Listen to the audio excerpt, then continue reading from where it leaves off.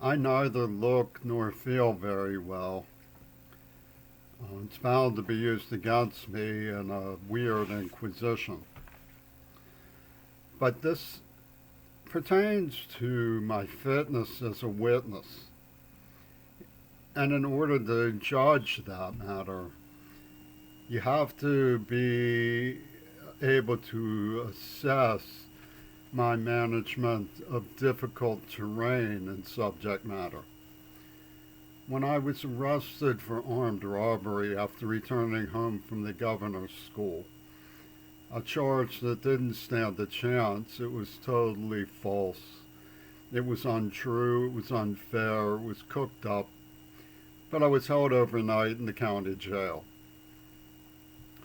And it was like dialogue from a movie. The good cop turned to the bad cop and said, "Is there any choice?" And the bad cop said, "Choice? What choice do we have?" The question that rises in our current political situation is, was the Biden-Trump affair a good cop, bad cop partnership? And is Biden basically someone who's saying, what choice do we have? I received a few days ago an Easter card which was indulgently inscribed by a pastor of my acquaintance in the city of Pittsburgh, who I knew when he was a rowdy kid in college.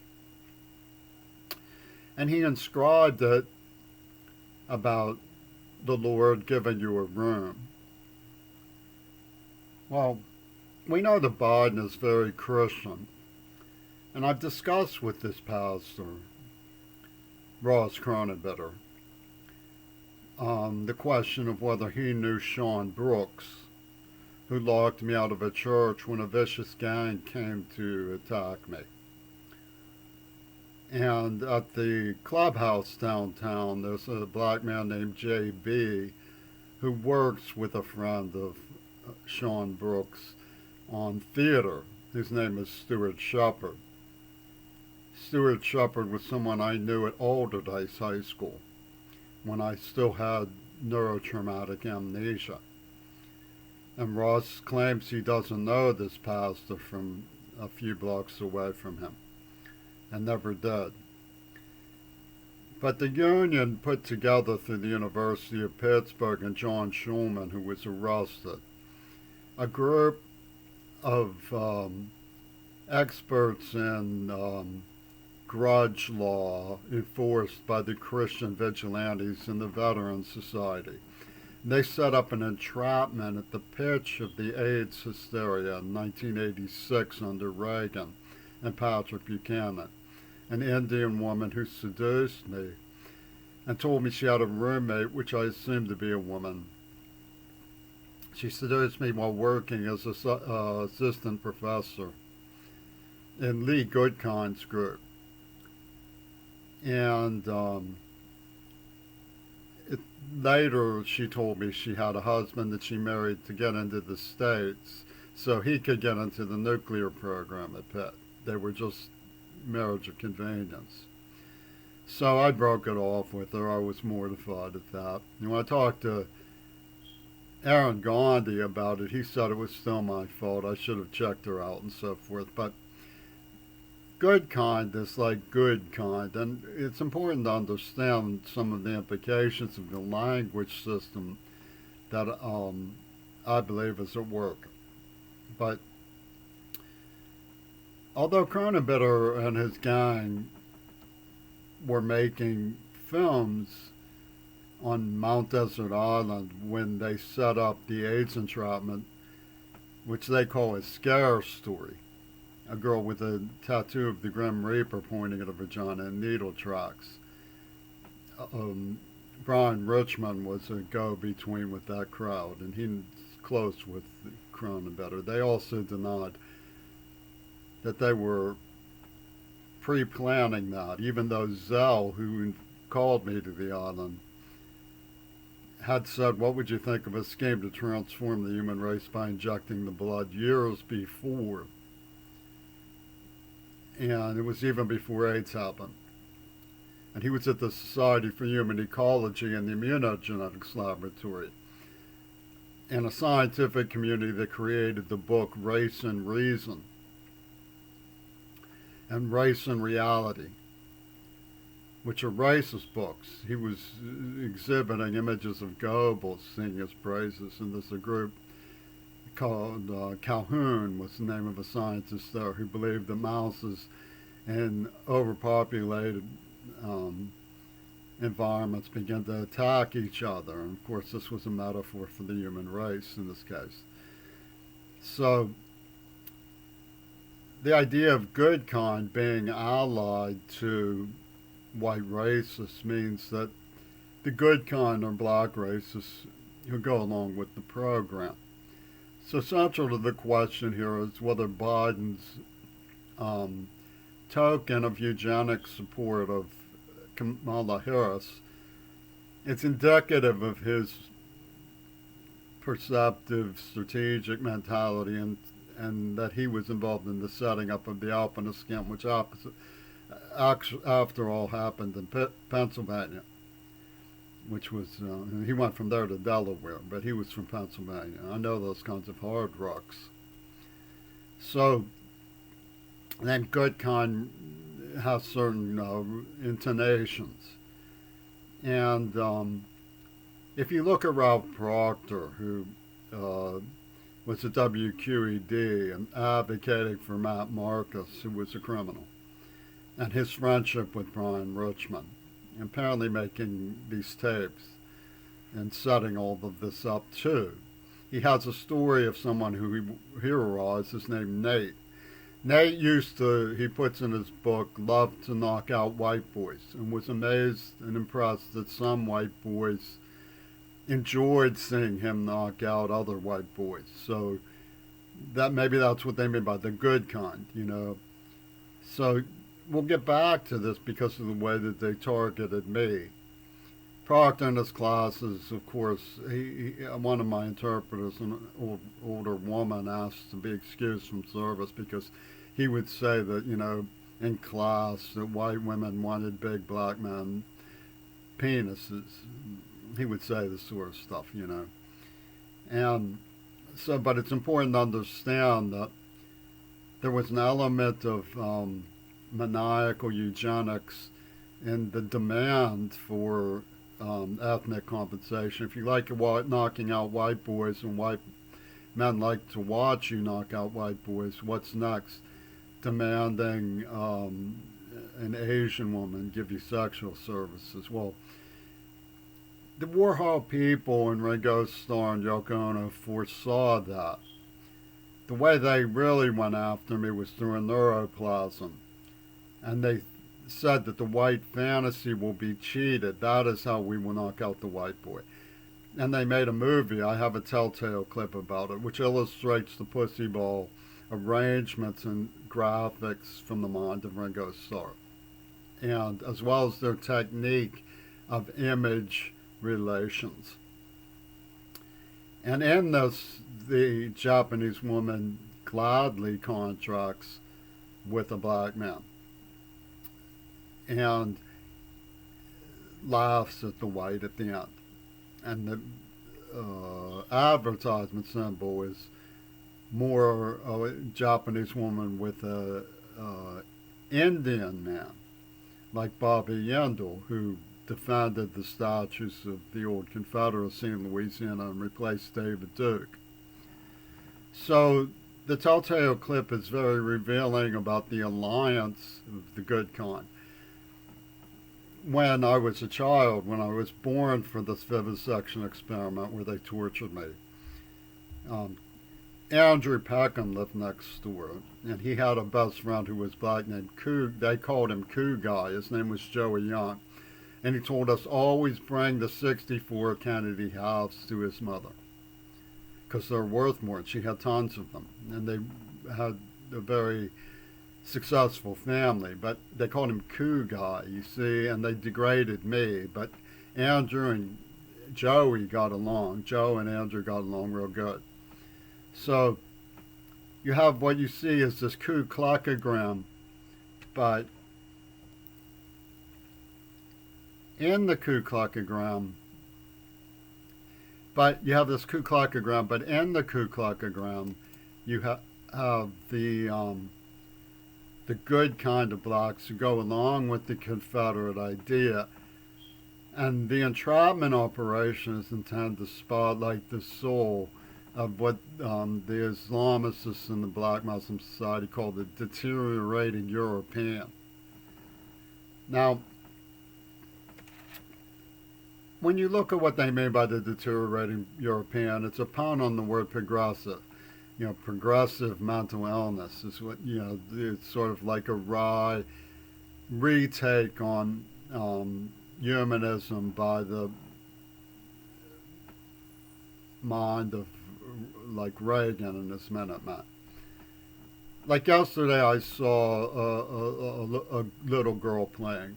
I was deeply moved because I'm so concerned these days about what is happening to children's minds as a result of the COVID-19 attack.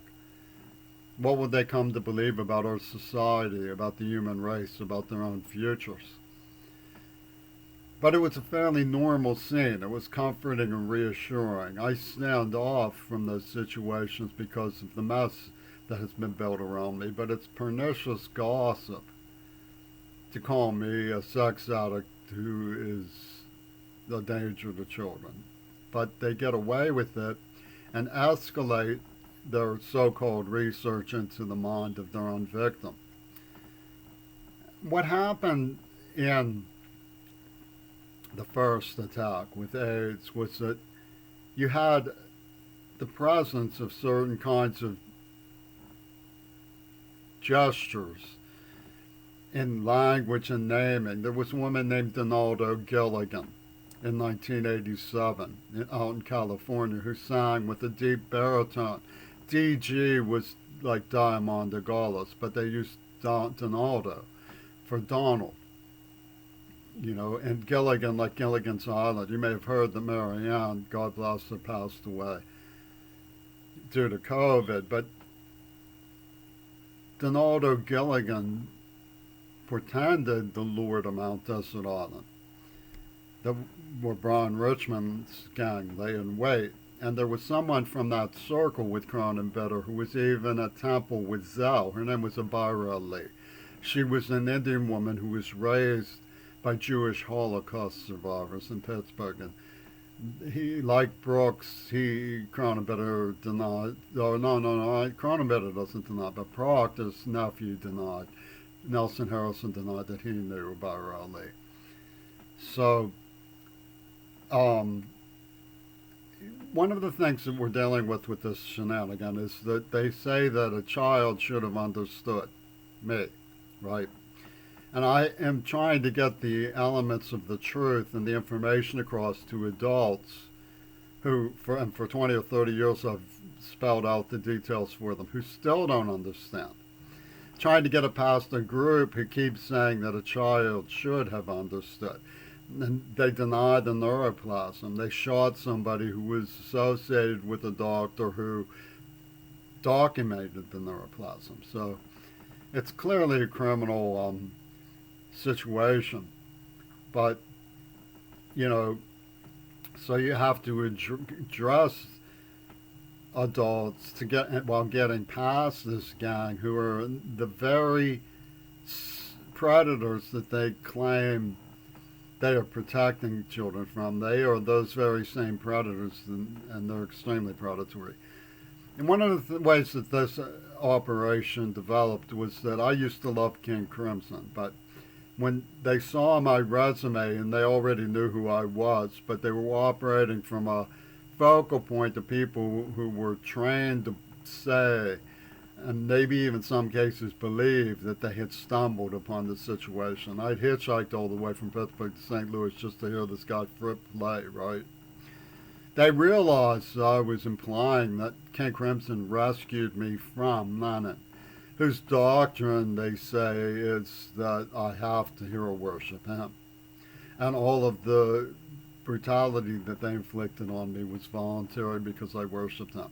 And that didn't jibe with the reality that I was in a arrangement where I perception that King Crimson was rescuing me from him.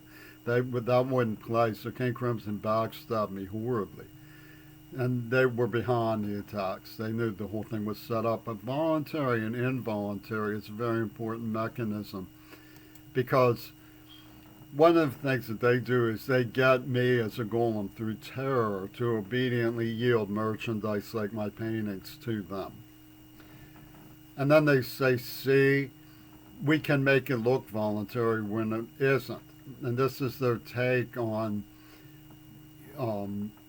pornography because they're using pornography as a weapon. They loaded AIDS into the pornography machine and saying we're Christianizing. We mustn't get used to this stuff. We must get rid of it. I talked to an Asian starlet who said, Francine DeChicho. She said, Francine D appeared in Playboy. She said, my sexual liberation began as rebellion. I don't want people telling me not to do it. So they advocate for this girl who pushed herself on me, right? The polite word for Andrea Swimmer is nymphomaniac. She was being advocated for by one of the field marshals of this plan, Martin Handelman, who knew Leslie Katz, the tang-haired, the orange-haired virgin starlet who set up the claim that the soul had to be investigated because she was rapaciously playing fast and loose on me while withholding actual intercourse, making sacred a claim about virginity, which is the symbol of their final solution. And Thomas Gordon, whose drama club told a tale of him being exonerated for date rape at Harvard. Martin Edelman was advocating for Andrea Swimmer, who was living across the street from him, as were Eric and Claire, who were representatives. Eric believes in market forces, and Claire had a namesake at the Pittsburgh Filmmakers. She had a woman named Carolyn Broadbeck living with her. Broad and Beck is interesting because Billy Rod was present when I was attacked as a child by a man named Casper. And then he evidently lied about it. And Beck, Billy Rod and Billy Beck were both faster than me. And so was Billy Flynn. So you have Carmen Colucci may have been faster than me. So you have Broadbeck, Billy Rod, Billy Beck, and there was this Billy Club. And an English kid who said, I'm going to start getting nasty in that little group around Ed Eisen, who connected with Leslie Katz when she was working for Connie Balanis, whose best friend Jenny is symbolized in the Neva Confederacy, and whose in turn best friend Elizabeth introduced me to her cousin, whose mother was a judge, who introduced me to Gail Burston, who wrote the script that these people were operating from. An Israeli, and they gassed me. I've talked about that in other CDs. They've kidnapped me and gassed me in a place called King's Estate. So they're advocating for child molesters while claiming they need to look at the soul. Okay, so Gates is equipment to look at the soul as part of what's going on. So the people who knew about this here in Tacoma, Andrew Cho knew about it. In his class, he not only mocked how I was poisoned in the mouth, but he talked about Ming Na Wan, who was a classmate of Brian Richmond, who had a presence on Mount Desert Island, and was the author of the claim I deserved it because I suspected Reagan. And he also talked a great deal about the research of Mount Desert Island, the Andrew Cho. And he was wandering around campus with his hands tied over his during the COVID-19. Peter Sinfield reduces, he's from King Crimson, all of their arguments to a simple simplification system. Code 15 means how old were you after it happened? You were 15. So whenever they say 15, they want minutes from 15 minutes. Okay. And so 19 stands for the age of the Virgin, and they made COVIDs, conscientious objection to videos, right? It's COVID-19. And, he played a word game with me where he described what would you call a song where a jealous boyfriend was after this girl who was rejecting him. Hassling, right? That's what you would call it. Hassling, man, So this is supposed to be all symbolic reduction. So, they're experts at this kind of symbolic reduction, and they use um, um, the weakest link in the chain to sell it by. And you don't break faith with shifty. They have shifty minds at UW Dialectical. You don't break with their shifty minds.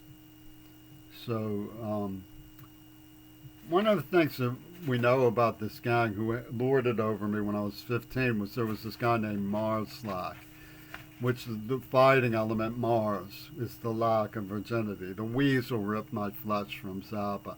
He knew all of the Zappas. He's the one who set up the interview with Penis Gabriel, in fact.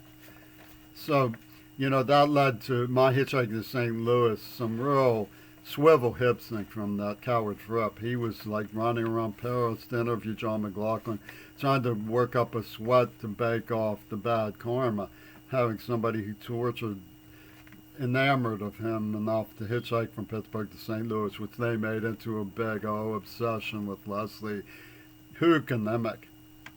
So, and they used one of my protest poems in the symbol to kill John John. It was obvious that they staked out murders of Kennedys, as when Courtney wrote to me about Circe, and when I wrote back, they delivered it with the murder of 2 more Kennedys.